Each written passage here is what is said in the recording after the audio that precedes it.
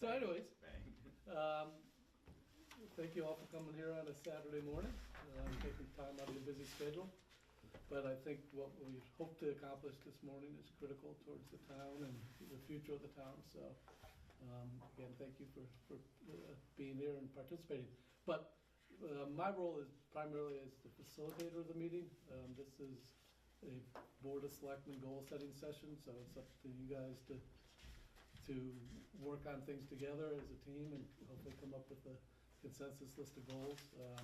Just to kind of review the information that's been presented to you previously and how I think we can proceed in the morning is I previously distributed to you a International City Manager report on strategic planning for local governments, and I thought it was very helpful.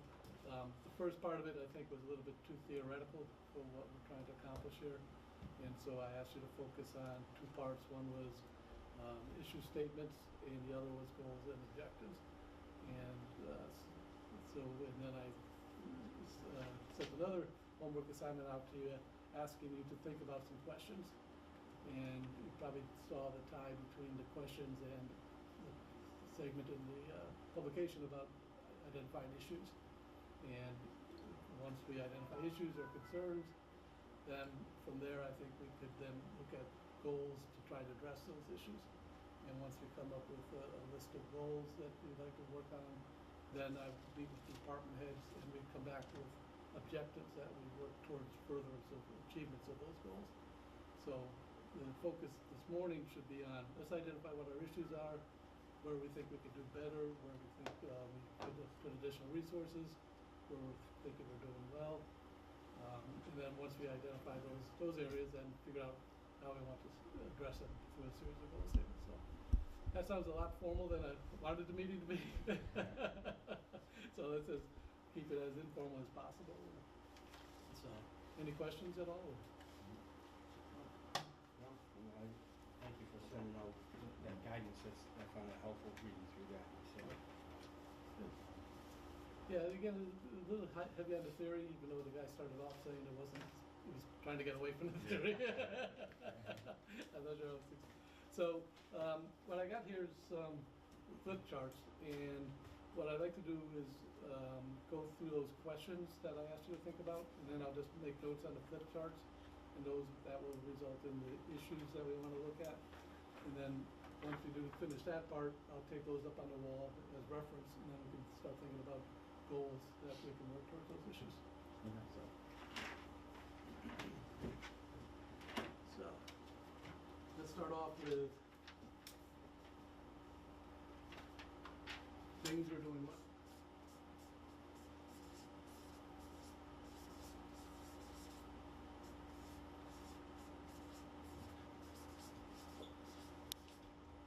And you have to excuse my penmanship, which is horrendous, especially magic markers. I put down on that, I believe that we're doing very well and a good job delivering our education and our public safety.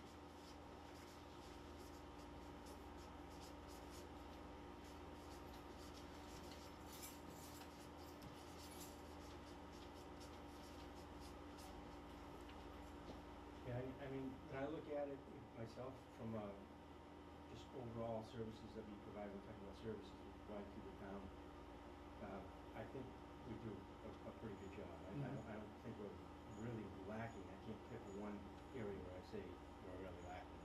Now, having said that, can we improve on, I think we can probably improve on in every area to some degree. So I just want to put that in perspective. I mean, I would say the same thing about those two. I would say the same thing about public works. You know, I would say the same thing about our services at town hall. I mean, I think if this standard we've set is pretty good overall. You know, but I haven't said that. I kind of looked at each individual area. The way I went through it myself was I just went through the town's website where it lists all the departments, and I just listed the draft, and then I went through all of the boards and committees that are also appointed by us or associated with the town, and I went through each one of those, and I just listed things where that's kinda how I want to. Okay, all right, so maybe, I agree, I think the town does do a very good job in most, not all the service areas, but to your point, there's always room for improvements. And so, why don't we go to the next question, which is, Could I just add Yep, on there, yep. our services for people with disabilities, especially now that we have a town hall that's accessible. not 100% yet. It's getting there, it's getting there. Council on Aging, very good job, recreation.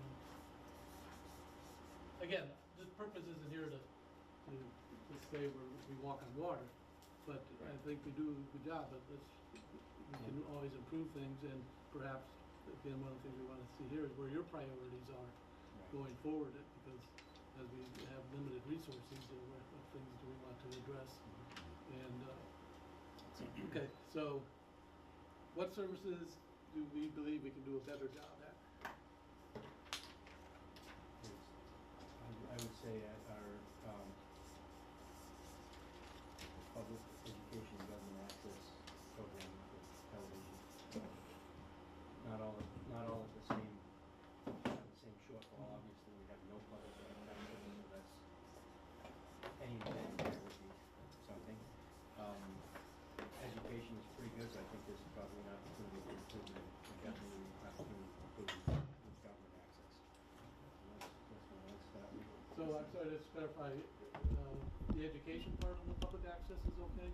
Well, they refer to it as PEG, public, Yep. education, and government. So if you look, the next bullet would be education. And the third one would be government, and those are all under, cable television. And so what I'm saying is, I'm saying we do a decent job with public, but we certainly could do better. Mm-hmm. Education is similar. The other way around. Government and education are similarly good, but could be a lot better in terms of quality and in terms of downtime, those types of things, and coverage. Public is non-existent. So when you say education, though, you don't mean BDTV? I do. You do? I do. I think they do a great job, but I know there's some opportunity for improvement in quality. For example, on their set, they could have better lighting. They could have they could do more if they had more equipment. Those kind of things. There's an opportunity there. It comes across, if you watch it, some of those things comes across a little grainy. Mhm. Training. And you wonder why it's like that in this day and age. Yeah. As for better on the services, that is one thing that we could be better on, but also, there's a couple things that we should be doing a lot better on, which is, informing the public, figuring out at this day and age, and I know it's easier than it was, 20 years, 25 years ago, but at this point, people have busy lives, so they're not getting to things, so we should figure out how we're supposed to, let the neighbors know, let's take Green Street, so something like that doesn't happen while we're putting everything installed now. So I know we put the meetings in the paper, everything's there, everything's on above board, but not everybody reads that section. So, perhaps the catchword there is civic or citizen engagement, communication? And like we've spoken before in the past, is maybe get high school kids involved with the, shadow the town administrator or selectman of the week or whatever it would be, something like that, so that these kids are actually, maybe they'll get the bug. So when you talk about communication, that could be from it could be across the town. I mean, could be Public Works, could be Selectman's office. Yeah, again, It could we're be- just, at this stage, we're just trying to look at what General- issues we need to address. The next stage, we'll start talking about, how we can go about addressing some of those, but clearly citizen engagement, communication is something that we can work on. I put, streamlining the permit process. Yeah. Okay. I have a lot of complaints about people Yeah. that, but when a new business comes to town, they go from one department, then they have to go to another department, then they go to a meeting, and then they realize that they have to go to another meeting, and they have to wait a month to go to that meeting. It can really delay a business opening, and it can, it's not a concise kind of process. Yeah, it's definitely one that I had on my list as well, and for the same reason I've heard from a quite a few people over the years.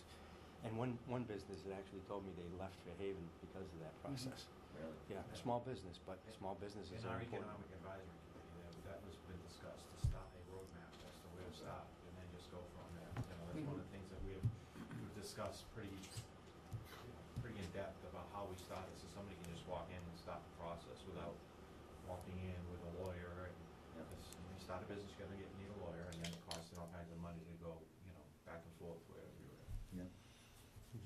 So, Okay. I'm gonna play two roles. One, I'm gonna be town administrator, and then I'm gonna be facilitator. Right. So this, in terms of town administrator, a couple of things that I think we could look at was recycling, trying to improve our recycling operations. I know we've done unbelievable, we doubled our recycling rates, but Yeah. we're still below the state average in terms of recycling. Yeah, I had that on my list and I actually took it off because I thought, I wasn't sure if that should be a high focus. I might have left it off. But we found out that just recently the numbers from Pat, I think. But that's what got me thinking was when you sent that question in. Yeah, and it came up to be like, not as high as I thought it was. It went up, it went up higher than I thought it was gonna be. So 78% higher, I think, is what I came up with from double, but still a lot higher than we were, just from changing to the bins. And then Pat mentioned that there are some other things that possibly can be done, but, yeah, and that, in the context, that would, increasing recycling would help us in our fees structure with CMAS and everything, right? Yep, It's not just, it's a win-win right, for it's not, so because the more recycle, less Yeah. we pay in tonnage Yeah. disposal fees at CMS. okay, right, so good, I like that. The other one is land use regulations. I get a lot of calls saying, so-and-so is, they've built a fence and it's not supposed to be there, or, the shed is too close, or somebody's dumping into wetlands. And it's not that I don't think we do a good job in trying to address it, I just don't think we have sufficient resources to be able to do a good enough job as we should be doing in that area. And resources meaning the regulations that we have in place to I think enforce. they could be looked at, but also the staff availability to be able to respond to these things. Okay, And this speaks to, what's kind of like a quality of life issue. When you get into a neighbor dispute, you want somebody to come in and try to help you work it out, as well as the environment. If I put that on yeah, this. oh, yeah. The staff that generally handles that is through the building department, correct? Yes. Okay.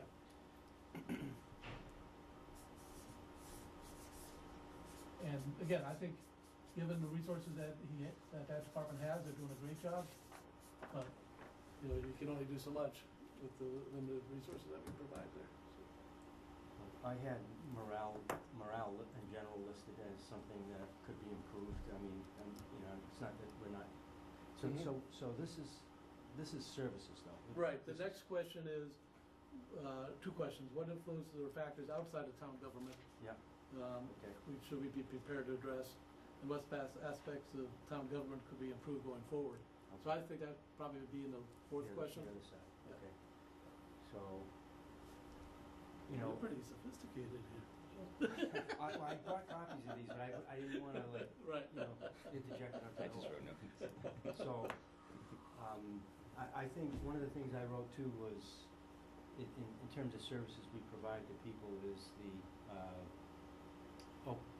openness and transparency into what we're doing. So I know when we interviewed you, actually, I asked you about this open checkbook and giving people access to be able to see, if they were interested in,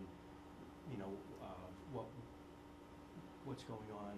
But also another area I mentioned to you is in, say, the building department being able to have some kind of a database where people can go on and see what's going on with different applications, because people will say, oh, I see a construction trailer over here doing this, I see work going on when Planet Fitness was being built, what's going on there, and we don't know, and people ask us, they expect us to know. Right. But I think going a step beyond that would be to just, if it's public information, if you could go into the building department and say, I wanna know what's going on at that property, and they're gonna tell you what the permit was pulled for. I think maybe just post that database and say if anybody wants to go online, they can go and see what's going on. That's just a thought, but just. Maybe we could put that as a subset of citizen engagement communication, Yeah. increased transparency. Right, yeah, so it would, I guess I'm thinking that the two examples that come to mind, but it probably goes beyond, is building department and, I guess accounting. Yeah, again, I think once we identify this as an issue, the next step, we can focus on Okay. what's particular, what we can do to increase transparency, what we can do to Okay, provide better engagement. okay.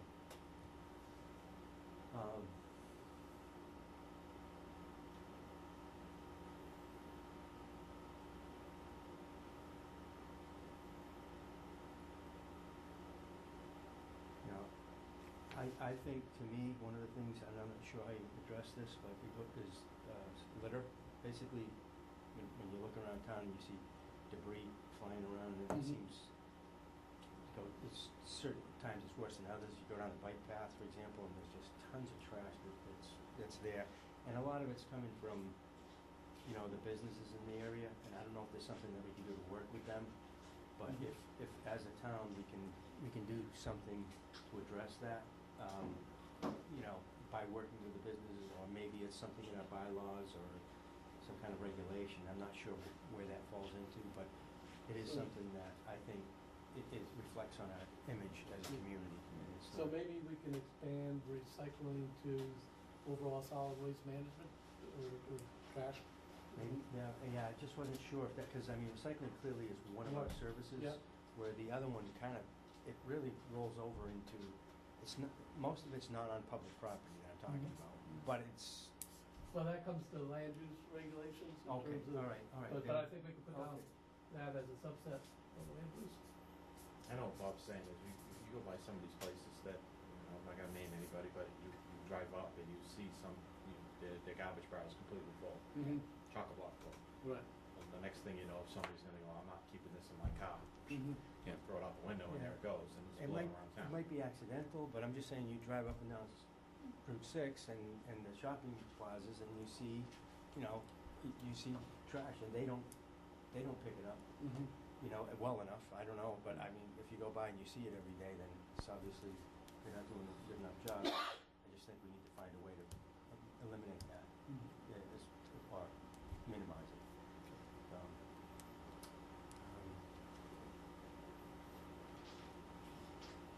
I think, it's a general thing, this crosses over, but cross-training people. So we say, what services could we do a better job with? Well, it might not be a particular service in town hall. Say it's not necessarily building department or tax collection, but if we have someone that's short-staffed and we're closing an office because we don't have coverage.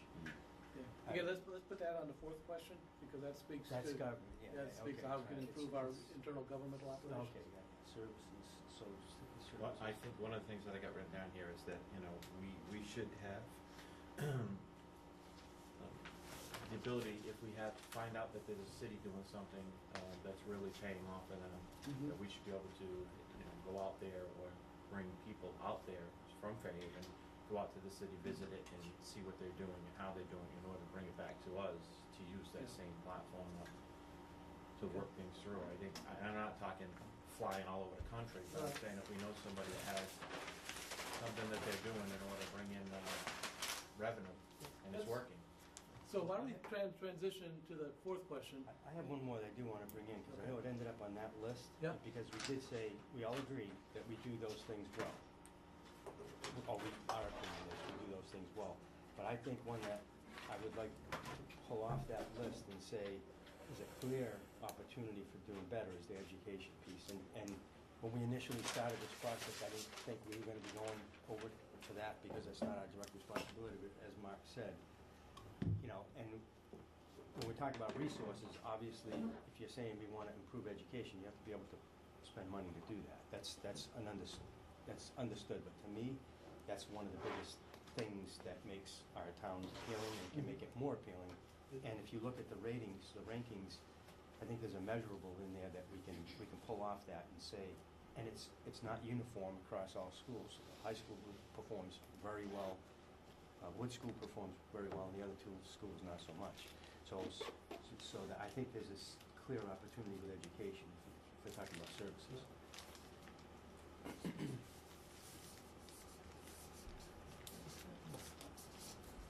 And I'll just put in parentheses, support.